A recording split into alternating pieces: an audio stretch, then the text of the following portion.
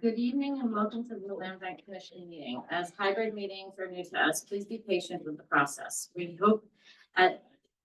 Our hope is that going forward, every meeting will run more smoothly than the last. We are very pleased you are able to join us in person and remotely tonight.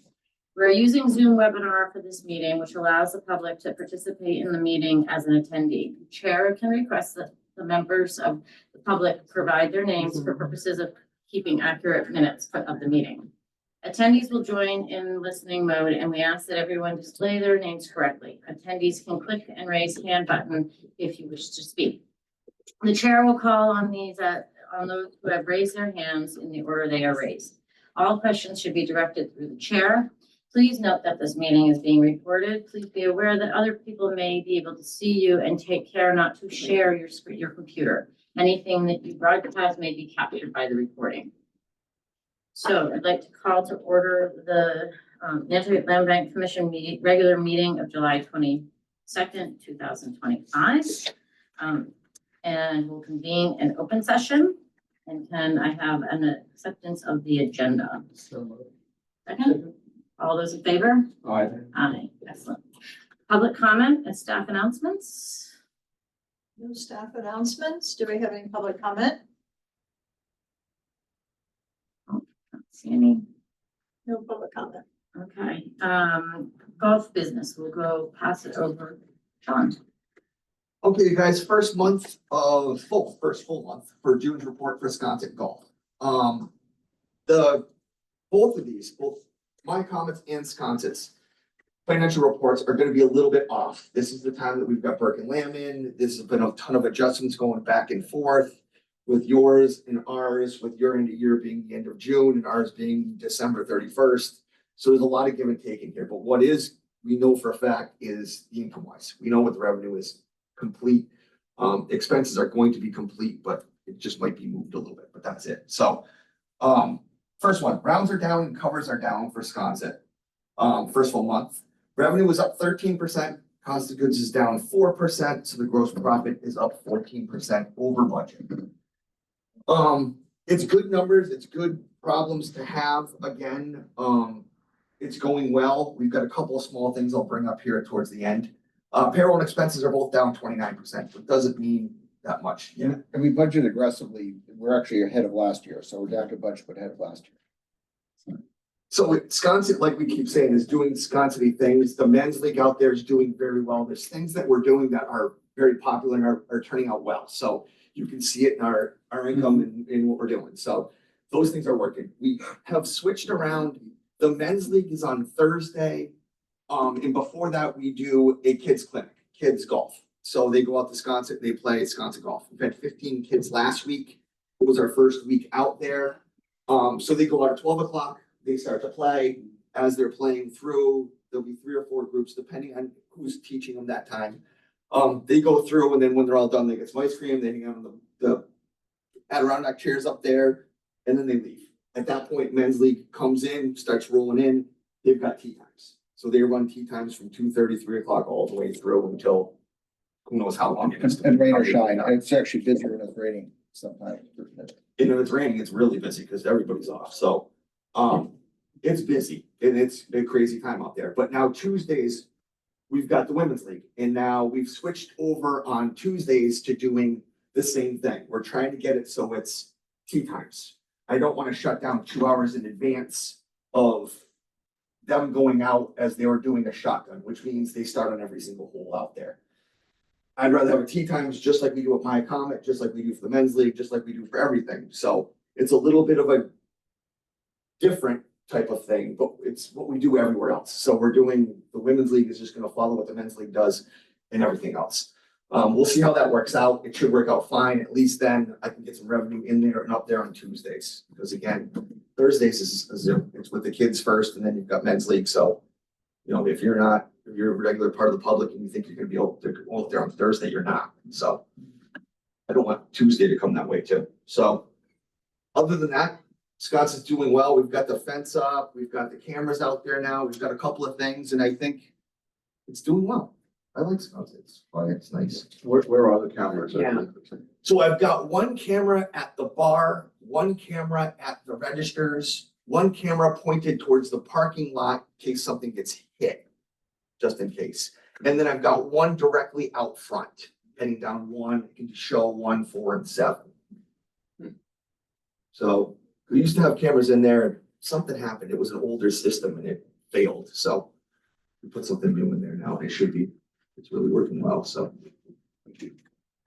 One note about the leagues is they tend to be mostly local, correct, Sean? It's typically local year-round people in the leagues. It's not so much the day trippers or the visitors. It's Correct. Great. Any questions on Wisconsin? Yeah. Yeah, Wisconsin's the fun, yeah, Wisconsin, I can't say it enough, you guys. It's just a fun spot. Go figure. People like it when it's really fun. Again, I've got the numbers for my Comet. Again, please bear with me. Like I said, Burke and Lamb was going through these. If I can interrupt, the variations we're doing with Burke and Lamb as we make some adjustments, audit adjustments, it's not cash related, it's all accruals and stuff. So that, you know, there's no issue with cash coming in or cash going out. It's just accrual. So we've got our rounds down and covers are down for the month and year to date. So far, year to date, revenue is down 2%, cost of goods is up 6%, gross profit is down 2% over budget. It's okay. It's not great. It's not bad. We had a rough January, February, March, April. We're kind of starting to catch up a little bit. This is again the first month where by the month in June, we did both better in food and beverage and the golf shop. So we're trending the right direction. It looks like we're going to trend that way in July. So far, our numbers look really good in July. And we might erase all of our year-to-date stuff. So that would be helpful, let me tell you. So good news again, payroll's down 5%, expenses are down 10%, so the total expense is down 8%, which again puts us over the top in how our numbers look. Our revenue is not quite on, but we're $54,000 off on 3.6 million. So at the end of the day, it's not too bad. And as long as we're watching payroll and expenses, you guys will do well. That's how it's supposed to work. So we've gone through the audit, we've gone through Burke and Lamb's, we've gone through land banks. It seemed to have gone well, knock on wood. I can kind of get a gist of how it went, and I'm hoping it went really well. So we've got a deadline for this time, so we've got to hit it. So it should do well. As long as Susan's happy. I'm happy it's over. As long as that's over with, I think everybody's happy. So that's all the news that I've got for my comment. And we'll probably try to schedule a capital committee meeting for maybe the August, maybe the day or so before after the August land bank meeting. If The that makes second sense. meeting, right? The second meeting. Yeah, I'll yes. be here. So we'll be in touch to coordinate one that at a time and date that works for you guys. That's Mark and I. Yes, and I'm here as well, so that's a good date. So this is 26th. You'll send us out a Mhm. email. Any questions on golf? Yeah, very well run operations. Yeah. Yeah, because it is. It's doing well right now. We got a good team over there. There's always gonna be something, and we've got a bunch of little problems, but that's okay. That's what it's supposed to be. We're still- That's okay. We can fix things. We're still, oh, sorry, go on. No, I never hear any complaints. All I hear is how amazing the place, Yeah. the course is, Mhm. you know, the pace of play is good, and people seem very happy. That to me is something that if we've hired a couple more rangers on this past year, and that's a very difficult job because you're the bad guy and you're pushing people to play, and you're not in a good spot. But this year, for some reason, we are hitting our numbers every single time.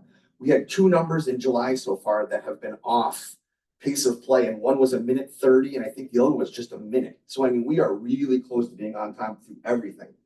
The opposite seems to be happening in Wisconsin, but I don't think I really have a problem with that because that's where you're supposed to go to learn too. And I don't want to be pushing people in Wisconsin to play in a certain amount of time. What's a fair amount of time to play Wisconsin? 2 hours? I would just, some people can do it in an hour. Mike Hable, the golf pro, can do it in an hour.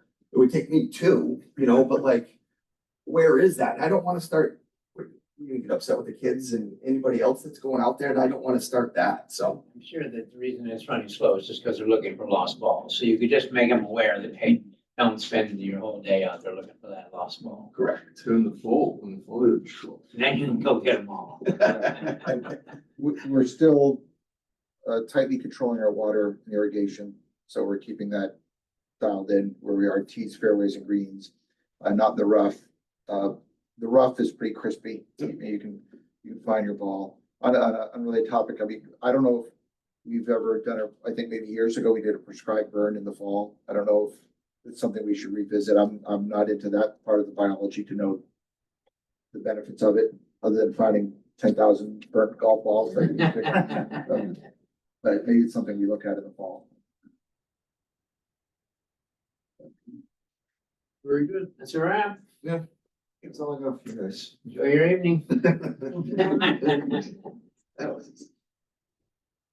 Let's say here, the deer discussion has to do with, they're all over the golf course. Everywhere. Thank you guys again. Thank you, guys. Thank you. Thank you very much. Thank you. Good to see. Thank you, Susan. Okay, speaking of the deer on Nantucket informational discussion. Hi. Like, There's too many in my yard.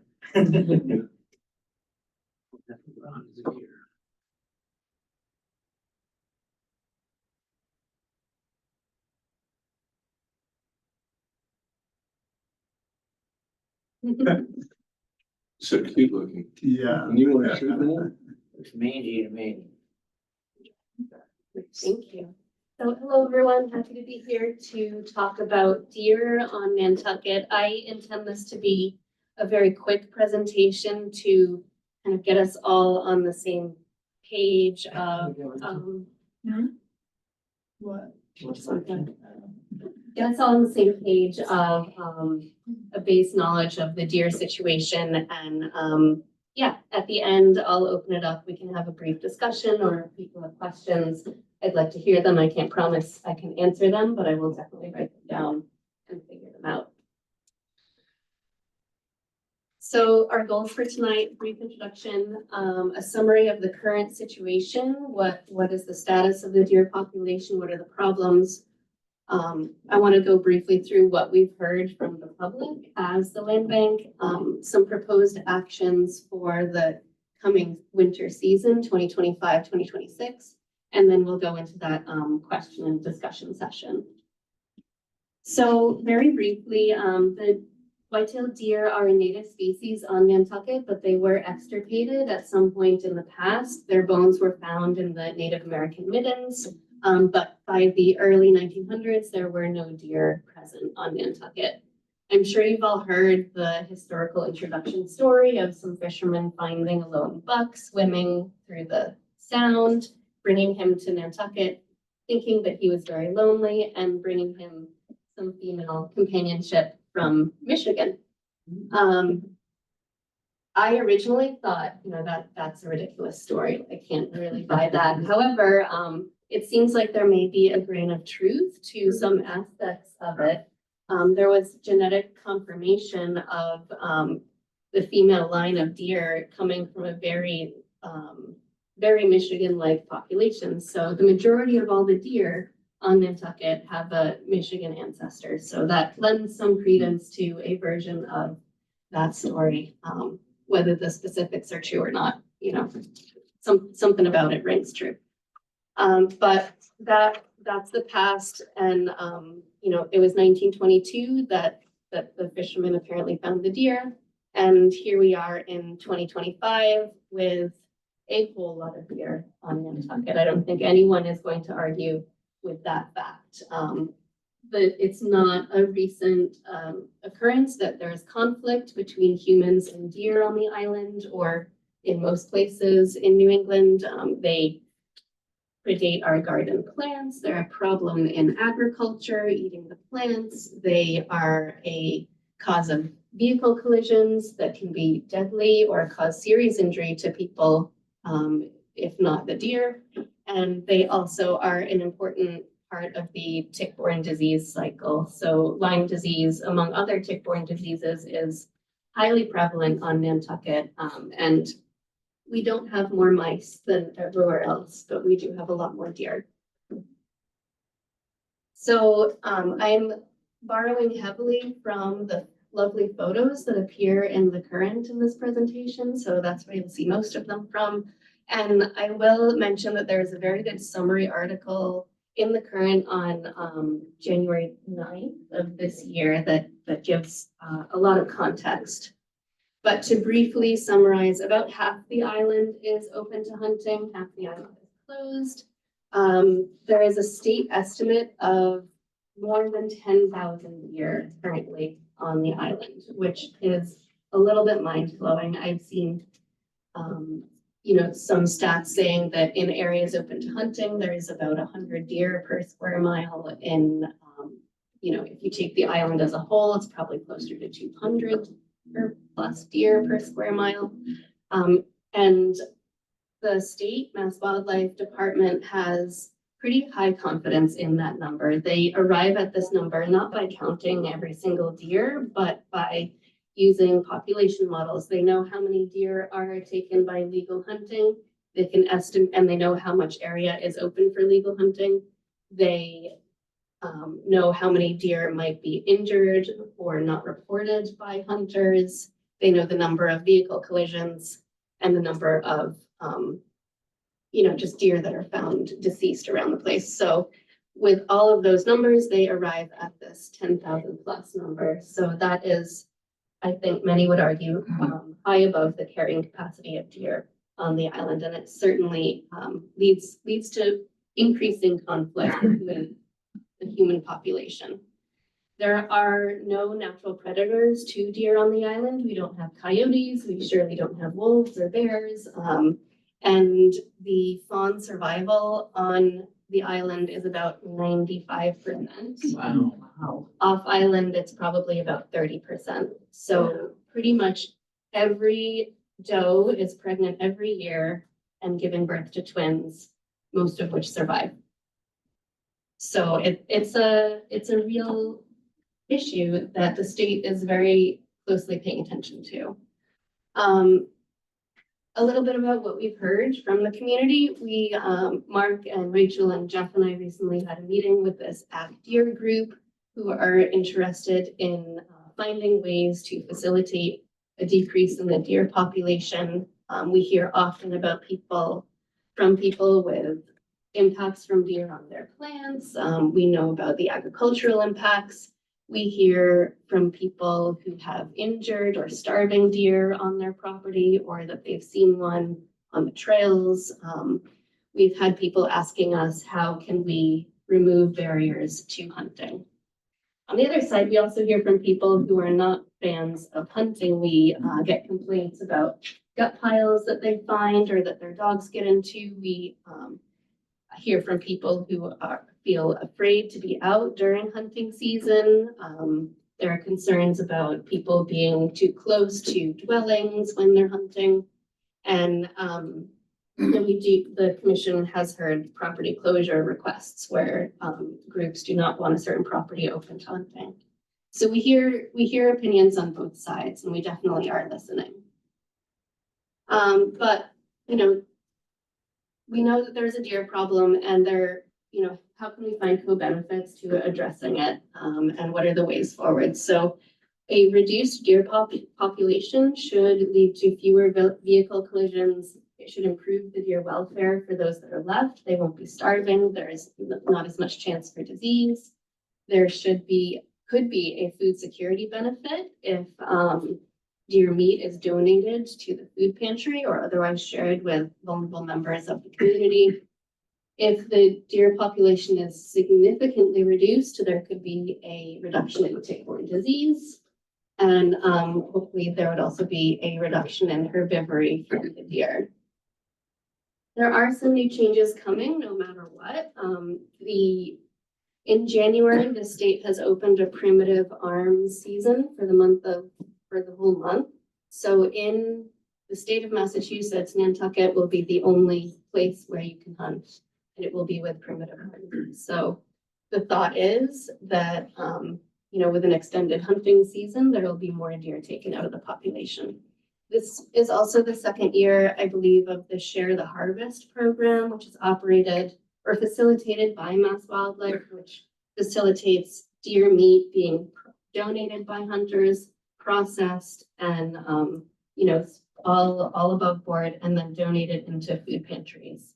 And I think last year, several thousand meals were distributed on Nantucket from the deer. And that's a great protein source for food insecure people. Now, for proposed changes that we've heard, there are people looking to see how can they improve the gut pile situation? How can it be easier for hunters to not leave the gut piles in the woods? Currently, you can only drop them at the dump. If you're not hunting near Mattakit, maybe that's a stretch of a drive. So are there other ways that that it can be facilitated to drop these things elsewhere, other dumpsters, whatnot?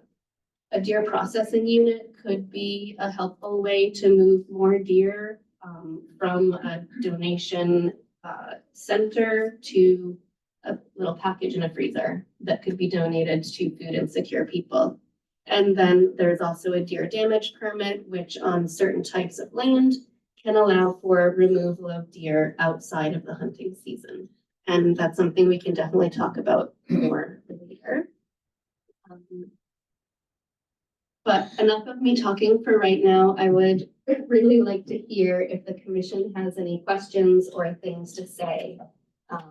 And then we'll talk about our next steps from there. I'm really keen, I think you guys, my fellow commissioners came up with the idea of a processing unit for livestock. And maybe this is a perfect opportunity to get a mobile one to see if we think it would work sooner than later. And I'm sure we could find someone to run it and do it all legally. I think that would be that's really the only immediate positive thing I can think of doing. I have a question. You mentioned extending the hunting season. Is that a proposal or is that something that is a fait accompli? Yeah, so that's a great question. It is happening. That's, you know, regulated by the state. So the state has said that in January, the hunting season is extended for primitive arms on Nantucket. The last time we did that, it was a horror show. Yes, and they That know was a- that. And they still did that. The reason I know, I was, of course, working for the Conservation Foundation, and I was also working at Highline during that winter. And I remember the people coming over with their guns and everything. And within 2 days, there was a crowd saying, "Get me out of here. It's crazy," because of the shooting. You know, there were guns here and there and everywhere else and so on. Does the state have any plans to address that? I think they do, and I wouldn't want to speak for the state in that regard, but I know that this, the deer biologist is planning to present to the select board on the ways that they will not have the season in January 2025 look like that season. That extended season in 2006 that you're. You know, and what brought all those people over was that we were the only place in the whole state where you could hunt. And so everybody loaded up their guns and brought them over on the boat. And as I say, it was chaos for a matter of days before everybody started saying, "Get me out of here." Was it just primitive arms back then? No. Was it just primitive arms back then? Oh, no. This was. Well, it was any hunter. So that's what a little bit's gonna be the difference, because this will only be bow and muzzle loader. So they won't be able to use, and there's a lot of people that don't. Right, no, Yeah. I realize that. Not many of those at all. There's quite a few, but it's much safer because they have to be so much closer to hit the target, so it wouldn't be such a. I assume the bow hunters would be able to hunt during that season as well. It won't just be guns and stuff. I have a question. You mentioned, the deer population decimating people's gardens, but what, has there been any studies on the effect of the ecological, like out in the wild? Like, are they destroying, native species or endangered species? And is there that side of it too? Absolutely, and you get into a kind of a tricky thought, like, are they destroying native species? They are native species themselves, they are just eating their own food, but with so many deer, we definitely see a lack of regeneration in places that we would have expected to see it. You know, even just by their walking through the landscape and their hooves, they can change, what can grow there. So, yeah, we definitely see an effect of deer, even in the wild. One of the things I noticed when I was on that group in the spring, the one that you were unable to attend, and I covered, that people said, what do they see in 30 years? And that is a really serious threat. And I was surprised that deer was something a lot of people were really concerned about. I said water. They said deer, but it's true. I mean, everything, you know, I have 6 or 7 deer in my yard, you know, on the other side, and they eat everything. I mean, they never used to eat rhododendrons, and now they've enjoyed all of mine. But anyway, I think that mobile abattoir would be a pretty, I mean, I'd like to see that as something we just try it. If it doesn't work, it doesn't work. There's no one else is able to, as we can, to step up. Actually, because I did attend the first meeting Yeah. that we're talking about, this group is very focused and very motivated, and they were talking about sharing some costs with us, so, you know, that was encouraging. Do you have more presentation? Yes, just one more little bit of a next step that we are going to ask the state deer biologist, this guy Martin Fian with the beard, to come and speak to you all about deer damage permits, which is another avenue that the land bank could explore for removal of deer on land bank land. But he's the guy who does the permits, so you might as well hear it straight from him. One of the questions I would have for him, or maybe this question's been asked, but reduction of herd, there's hunting, but are there discussions of any other types of ways of, you know, basically like herding them all together and putting them in a pen and, you know, like, as opposed to just hunters out in the wild? Have they discussed or come up with any other ways of reducing the herds? Sterilization, you know, like. Yeah. So I think a lot of people have had a lot of ideas. The idea of sterilization has been floated, but it's not really a runner. It would take, you'd have to sterilize too many deer. It would be too expensive. And Martin said that he would never allow it to happen because you're essentially medicating wildlife. As for rounding them up, I don't think that is a specific thing that you can do, but with a deer damage permit, other methods of control become available, and it's again a discussion between the landowner, the commission, or another landowner and Martin on determining what is most applicable to a site. Your damage permits, though, do allow for baiting, which is sort of a form of rounding up. I like how they get the pigs down south, they bait them and then they drop a whole pen around them. That's how they get them. Is the proposal to open up properties that are currently close to hunting to make those available? Is that a part of this? That's a commission decision, but that's not a deer damage permit situation. Well, what about, I assume the other conservation groups would have to, you know, would be part of this or whatever. Or are we the only one? So I think the purpose of tonight's discussion was just to start a conversation about the fact that there's really a hugely high density of deer on the island. And there's more and more of an active movement to manage them in different ways. And so, as was mentioned, Mark, Jeff, Emily, and I met with a group recently, and so we thought it was a good time to open the conversation. The next steps will really be when Martin Feehan comes, and that's when we'll be presenting a proposal, because we're going to be working with him to see if we can develop something that the commission thinks they'd like to move forward with. And so, you know, but having this conversation tonight was helpful, understanding that, you know, a processing facility should be high on our list. And any other feedback that you have to provide would be great, so that we can then work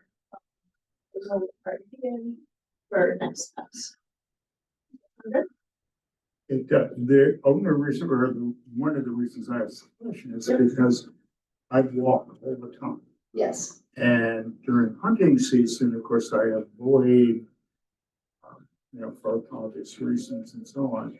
But I always search out the few properties around the island that are closed for hunting is a reasonable place to walk.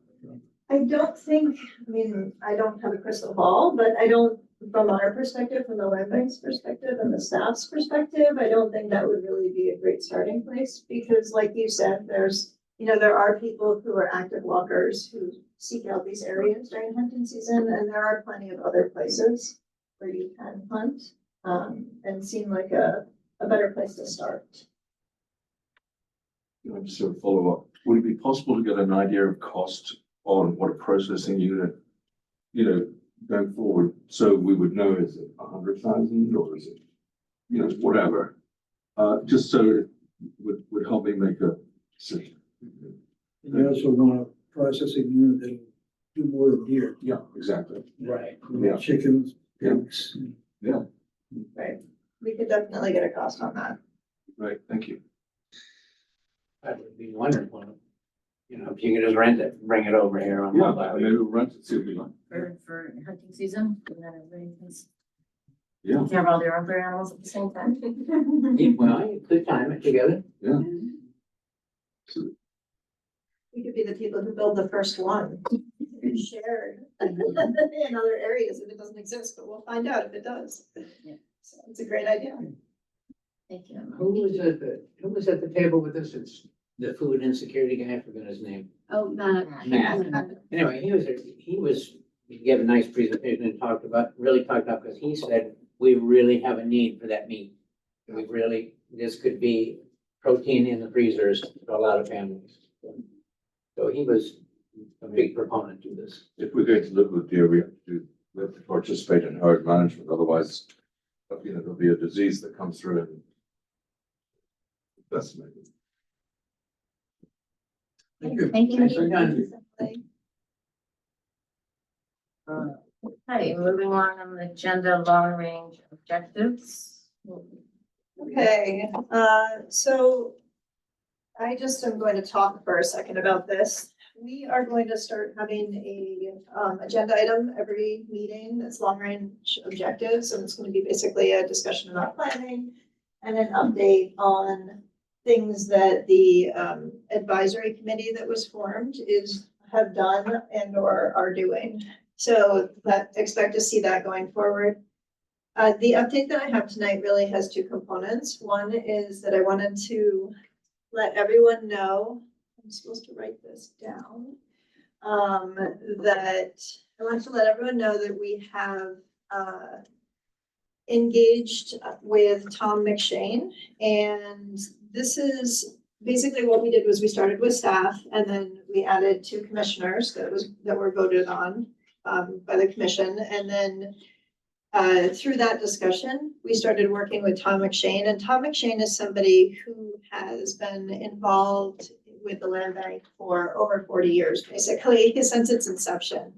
He has worked in environmental public policy with 3 different governors, and was the undersecretary for the Executive Office of Energy and Environmental Affairs. And throughout this time, he's basically supported the land bank in varying capacities. And not only did he support the land bank when it first came to the state legislature and the act was actually created, but you know, he was involved in a lot of the different stages of evolution as well. So he's in a unique position to really provide us with a lot of valuable information as we embark upon a planning process. And so, you know, I think he has the strategic mind that will definitely be useful for the land bank. So we've begun to work with him, and he's sort of joined our advisory group, which is fantastic. And with that in mind, we've decided that our first thing that we'd like to do is put out a public statement about the planning process that we're working on. And so tonight I am looking for approval on a public statement. We don't have one ready yet, but basically allowing staff to move forward to create one that describes the process we're looking to embark upon with the advisory group and Tom McShane. And that would be issued by the commission, or basically signed by the commission. So it would be reviewed by the commission before it goes out, obviously. But giving staff permission to work on this and develop this would be a great step for tonight. Make that a motion. Yes, please. I'll second. Any questions? or- Discussion. No, I think we have to be hyperactive in this and really get going. I'm glad it's timely and we're going for this tonight. Yeah, the feedback I get in the community is they love what the land bank's doing, but a lot of people feel there's the different directions we could perhaps explore going. So I'm all in favor of it. So, Yeah, I think it's a great idea. I think that, as an organization, we have a response, the commissioners especially, we have an obligation to the community to think about what it is that we want to accomplish in the future. And who knows? I mean, there are going to be a lot of different things that open up as things change. And we know that change is something that you can't put a stop to. So I think this is a great idea to do this.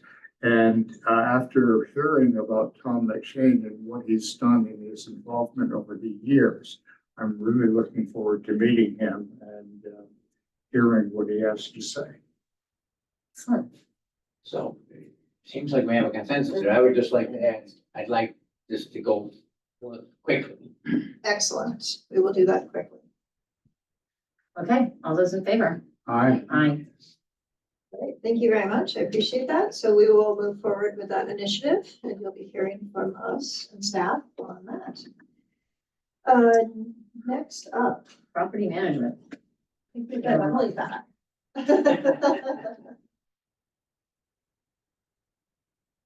Maybe I should have just stayed.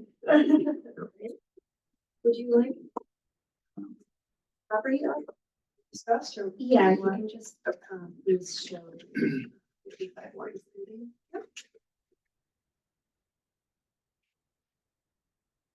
Right, so this is about the contract that you saw in your packet from GZA, looking at a feasibility study for this property, 55 Lawrence Landing, which is out in Mattocket. Get that up on the screen. Yep, let me get it shared.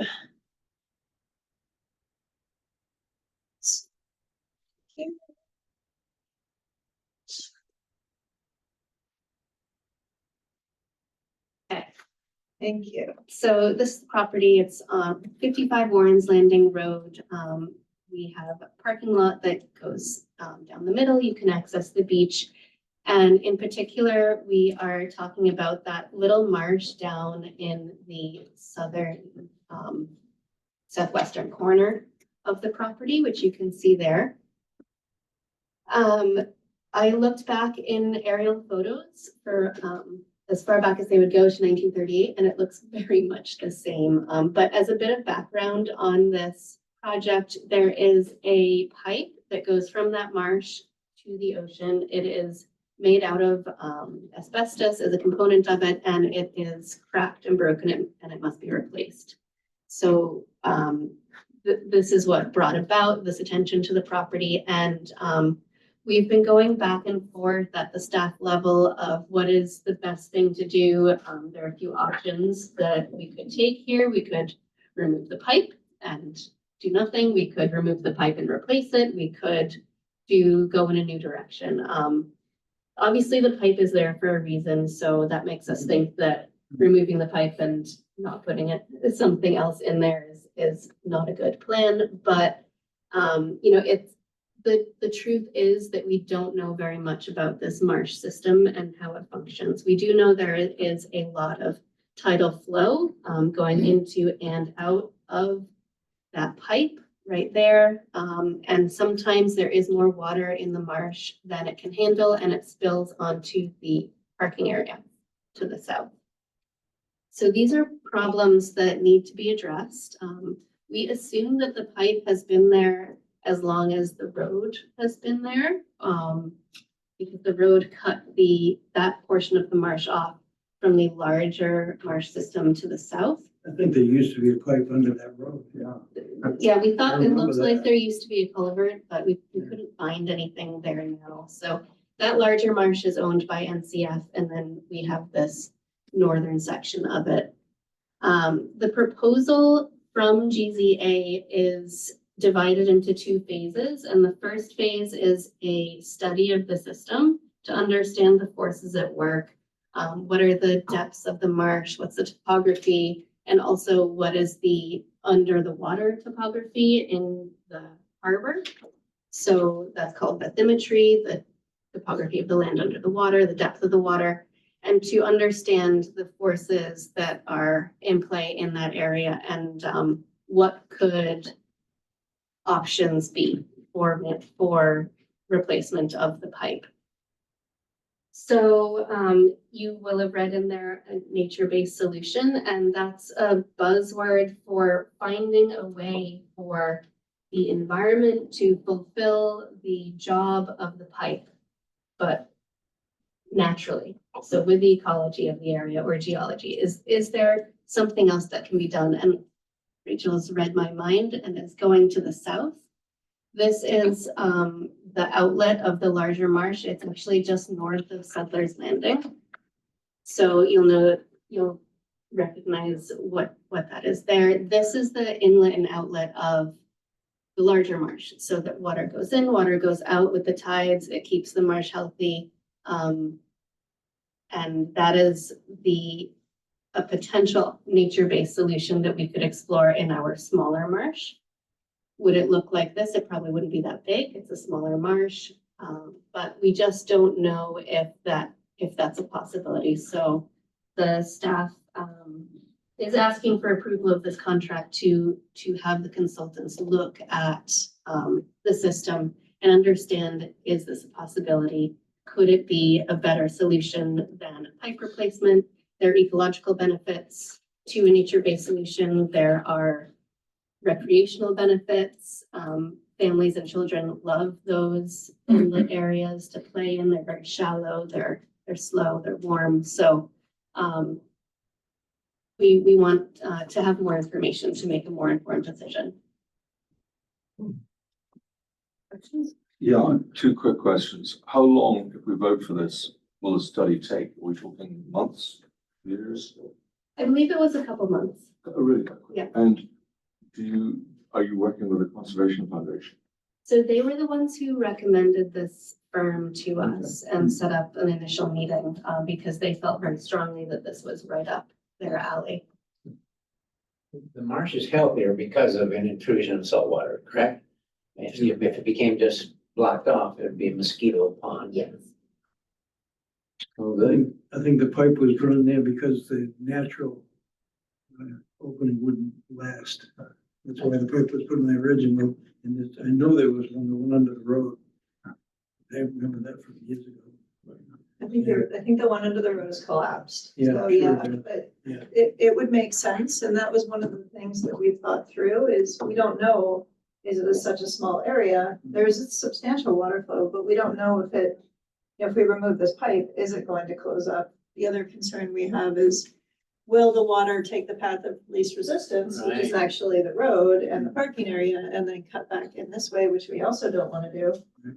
So there's a couple options, and we've actually been stuck on this for a little while, so been thinking this through. Yeah, I was just curious, because has it been?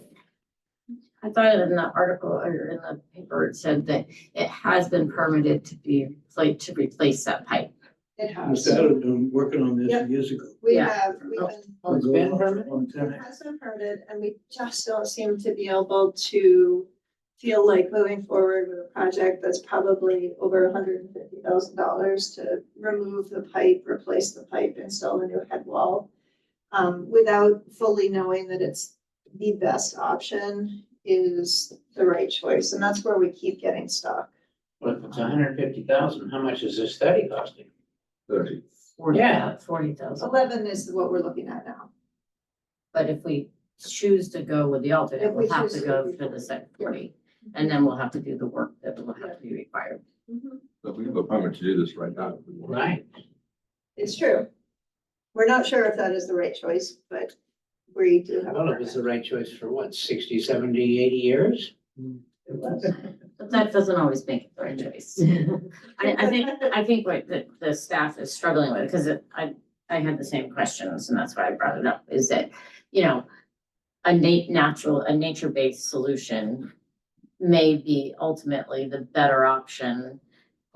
And they want to know than a pipe. I mean, back in the day, that's what they did. They put in culverts, they put in a road. I mean, ultimately, the road shouldn't even be there, right? It's in the middle of a marsh. But we now have the road and We're gonna take the road. we're not gonna take the road away.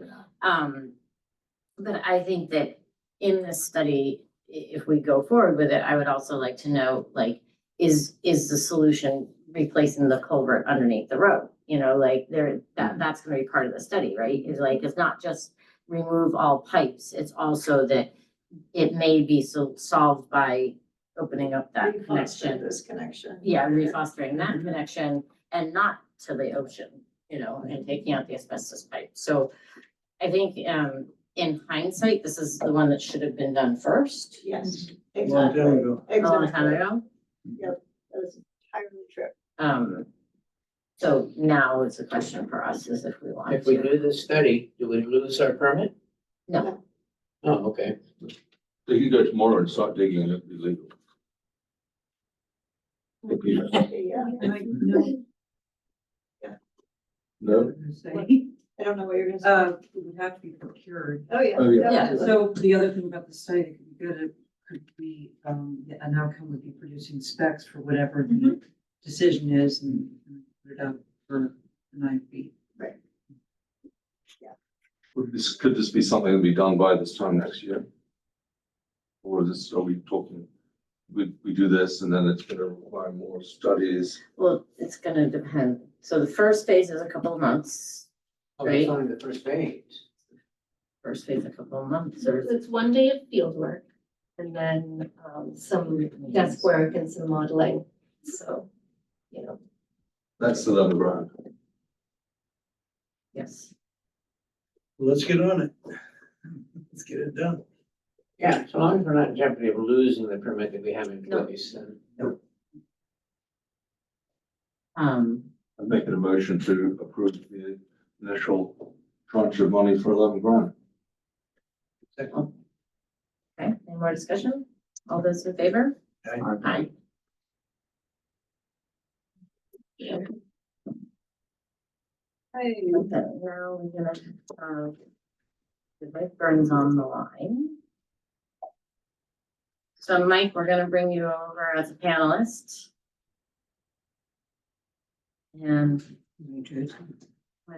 And is group over it too? Yeah, I put you.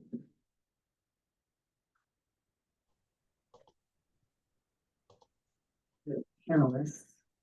all right. Mike, Aye. hi Mike. Hi there. Is Jessica able to be moved over as well? No, not yet. Jessica Lefty. Yep.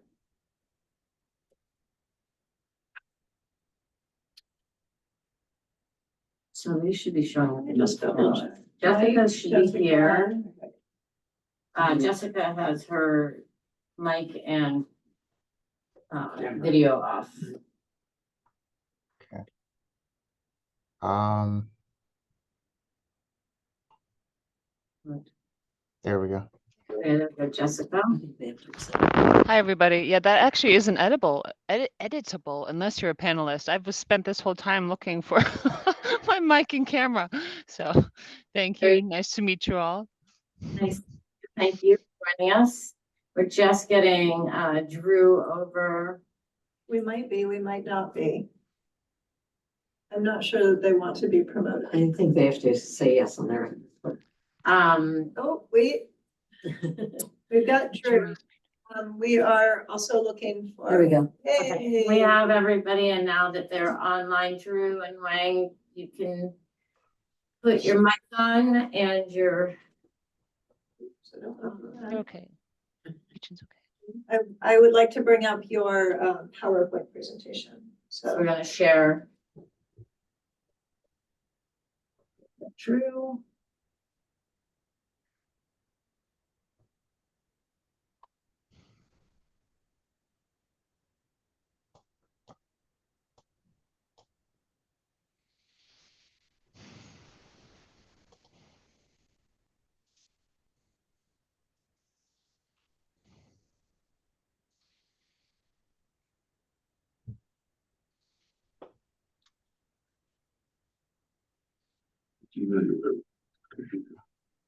Got Air Force Two.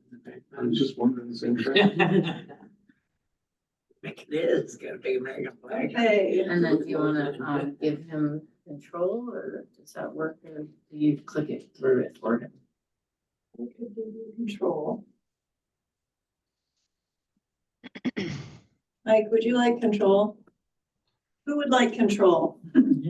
I think there's just a few slides, if you don't mind toggling through, that would be great. And Madam Chair, I appreciate the time on the agenda for this item. I think at a minimum, out of this discussion, we'd like to hear support from the Land Bank Commission on the design for a boardwalk, or the concept for a boardwalk. Any concerns you had with the design as far as the alignments.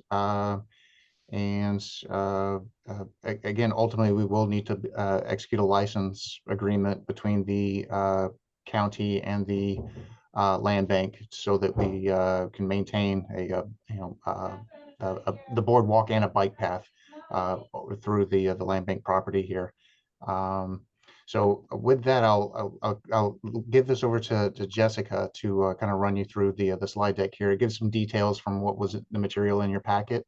It's the same material, but I think with a little bit better detail. So I'll hand it over to Jessica from West End Sampson to kind of run through those slides.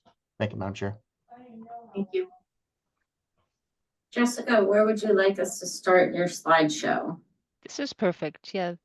Thank you, everybody. I'm Jessica Leet from Weston and Sampson. Nice to meet you all. Great to be here offering some insight into this piece of this. This is a 2.2 mile project. You can do the next slide with the Transportation Division of the town of Nantucket. This is your basic existing condition survey. We had the whole 2.2 miles surveyed before starting, but what you're seeing here is basically an existing culvert towards the area that has some wetlands. That the wetlands have been mapped there actually, and we're aware of all kinds of different permitting requirements to get this whole project underway. But so here there is a culvert. That area ends up being where the next slide you'll see it, but that is where the boardwalk is and moving through. So you have about 1,200 linear feet on this border of your property along with the land bank. There's this existing 20-foot setback that's primarily, that's what we're using for most of the bike path that stays within that. So yeah, we have on this site, you've got this gorgeous glacial outwash, that really salty sand. Next slide, please. So what you have existing there, we don't have good documentation like each tree or whatever, but I imagine, you have a bit mix of black oak and pitch pine and probably an understory of like viburnums and huckleberry and low bush blueberry. I'm sure some invasives mixed in there, but hopefully more of the black oak, pitch pine, scrub oak scene. And so the alignment here is, we're trying to take advantage really of that. This is a special moment in the boardwalk, in the bike path and the multimodal path, not just bikes, multimodal. But the majority of it is straight and right, just offset from the road. So there is a buffer, but this is the area where you're actually really moving off. That first portion there, you have like 350 feet of elevated boardwalk. And then the rest of the grade, there's like another 840 plus of on grade multimodal path. And So essentially, the dashed line is showing you the extent of disturbance. So that includes the grading that's required to get the path in there. So it's really trying to minimize the extent of especially final disturbance. And those any exposed slopes would be revegetated with a native mix, like spray vegetated. But the whole project doesn't include a lot of planting. It's very much focused on the pathway. Yeah. Again, this is a special moment in the whole path. The majority of it is straight and just follows, offset. There's some variation because of light poles and property issues, but for the most part, it's safe. So next slide. The goal with this in that is to really give people a special moment, something that where they can, not only is a path responsive to the landscape, but people are allowed an experience of really being in the landscape in a different way. Having that portion of elevated boardwalk where they're able to move up and through the vegetation. It's definitely a unique experience. So if you will go back a slide just to understand exactly where this section is. You see the section cut line there where the 1 is. So it's about in the middle, right at where the culvert is. So basically the high point of the elevated walkway is where that section cut is showing. So you can go next slide again. And I mean, sections are weird. They're showing you above and below grade. So the next slide, you'll see some details of more what the boardwalk looks like. Go ahead, next slide. Doesn't want to, huh? So this is obviously a different project, but this is the same kind of detailing we're currently proposing. Open to other suggestions, but it's proven successful in other contexts. And so the next couple slides will show you some detailing of that. It's pretty straightforward. The helical piles are just concrete down into the soil. And yeah, all constructible on site. So the details of how that's constructed are here.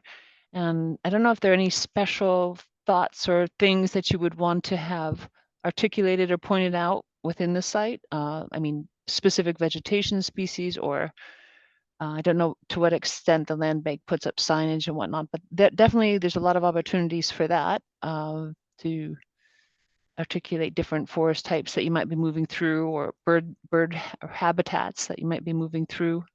It could be, very standard way with kind of national park type signage, or something more integrated into the railings even. But those thoughts would just be something if you make it even more special to this place. I think the last slide just rests on the same image. So that's really what we're proposing in terms of the boardwalk section, and that was what we wanted to focus on in terms of getting that in front of you to get your opinion, the character of it. Is it the kind of aesthetic that matches the land bank's theme, and other thoughts or concerns. Alignment too, as Mike mentioned. Again, in my mind, the alignment serves to really create a special moment in the landscape, get you out into the landscape and experience it differently. And my understanding is that is part of what is written into the use for the land bank land. And this seems like a great opportunity to, really give people access to the site, but keep it protected. So any thoughts or questions or comments? Very welcome. One quick question. I'm assuming this is multi-use pedestrian and bike? Yes. Good. Yes.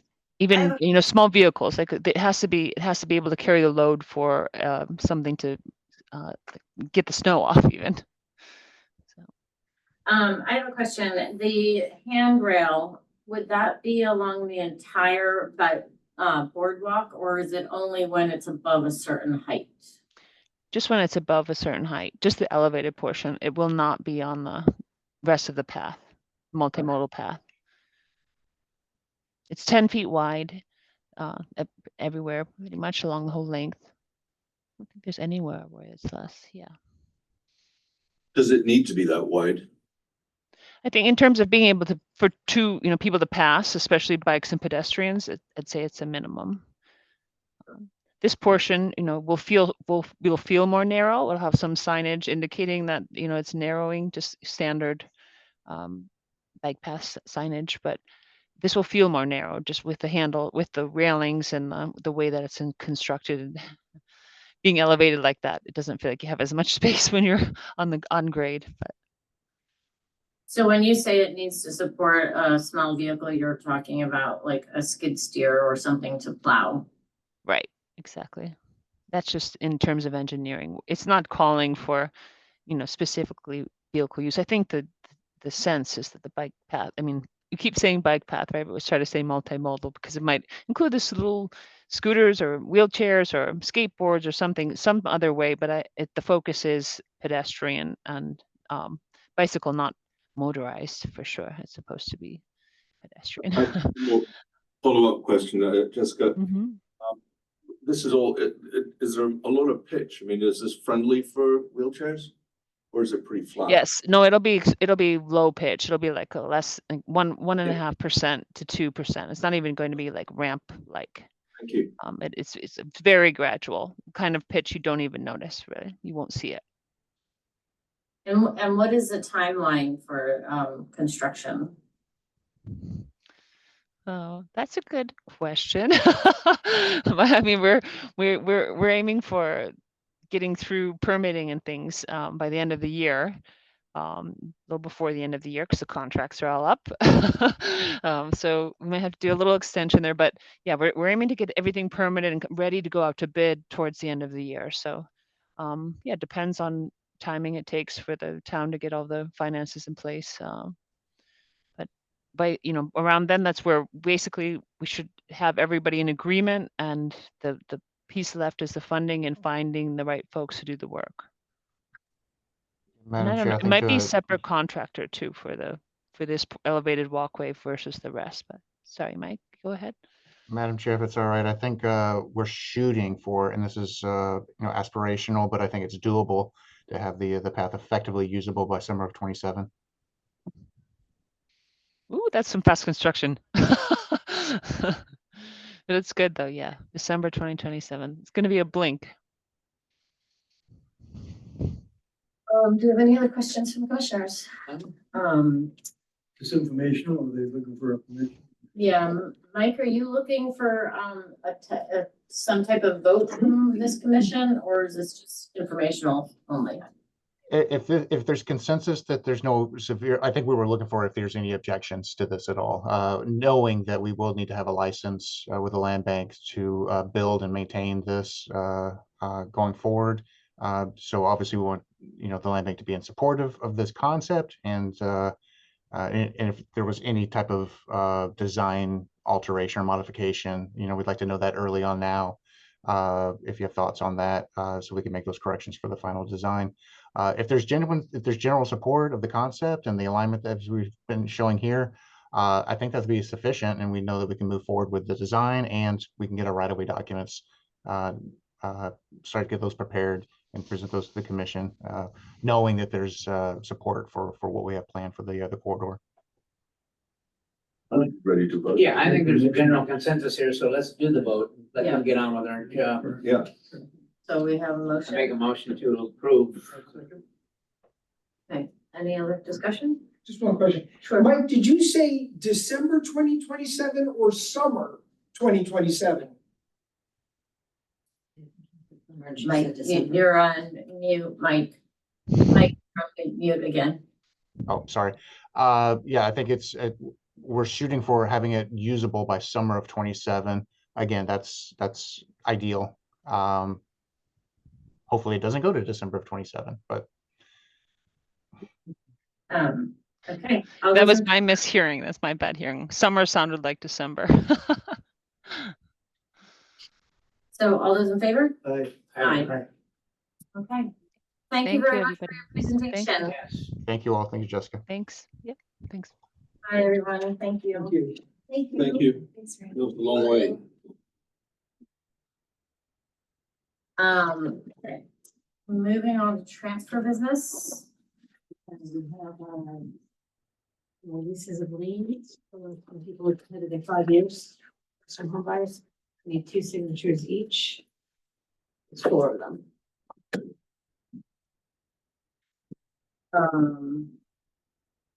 Do you need to vote for those? To approve? John is slowing down. All those in favor? Aye. Aye. Okay, what about the approval of minutes from the regular meeting of July 8th? Are there any So questions on moved. those?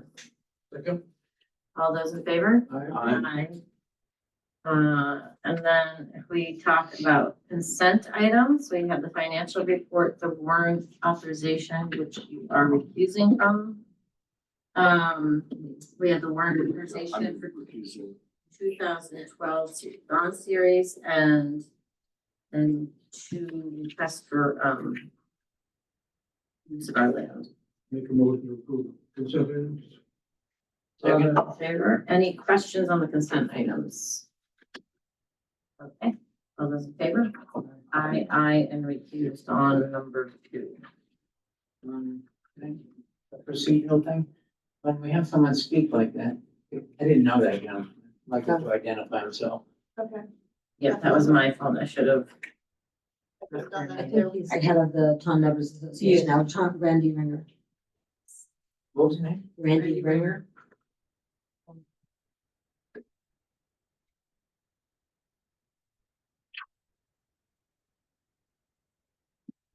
He called and asked a question about whether the land bank was involved in developing a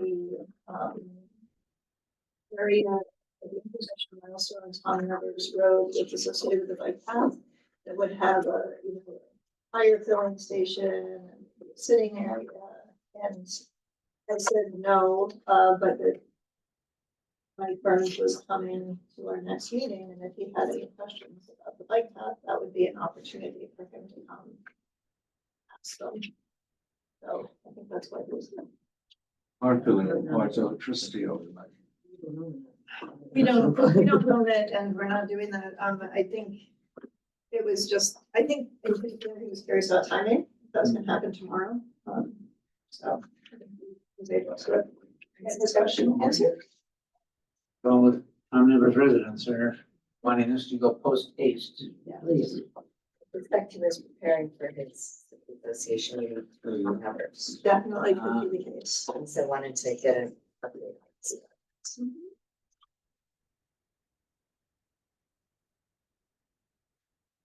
There's fine. Okay, do the commissioners have any additional questions, concerns, or comments?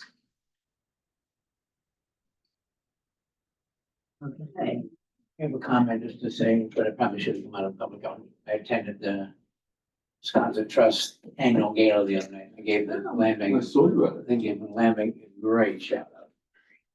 And applause from the audience. It's nice. Very nice. Okay, so we're entering executive session for the following purposes. Chair, can I interrupt? Sure. Okay, I have one other, that should have been a public comment. No, I won't say that now. Yeah, we're. I think it's Sign important that it was Not signing that noted one. that Thank you. we attended the housing at 31 Fairgrounds opening on Friday. So it was Mark, Neil, Alan, and I, and they also were highly complimentary of the collaboration with the land bank.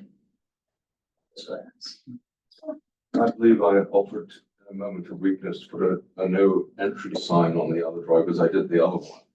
So I don't know how you will feel about that, but I feel great about We love when you donate rocks. yeah, I'm good at that. it. Yeah. And I had thought that our outreach person, we should have made her aware so she'd have been there to take photos. Yes, That's too bad we missed that up. 100%. We'll do that next time. I think the project came out really nice. I was wondering all those months that I drove by and there were piles of dirt and stuff, all of a sudden, boom. So beautiful. I tried to get Billy Cassidy to say a few words. Without him, I feel it wouldn't have been done by now. He really is a gift. Much like Al Costa getting the golf clubhouse done. Actually, I thought earlier, when Billy Cassidy was sitting over here a couple of times, you wanted him to be in less culture. Yeah. It ended on a positive. All right, good. Okay, ready? We're entering an executive session for the following purposes. Purpose 7, to approve executive session minutes. Purpose 6, to consider the purchase, exchange, lease, or value of real property. Discussions may, in an open meeting, may have a detrimental effect on the negotiating position of the land bank. We will, not be reconvening in open session, so at the conclusion of the executive session. Can I have a vote to, Make a motion to go into executive session. Second, all those in favor? Aye. Aye. this thing, like, No.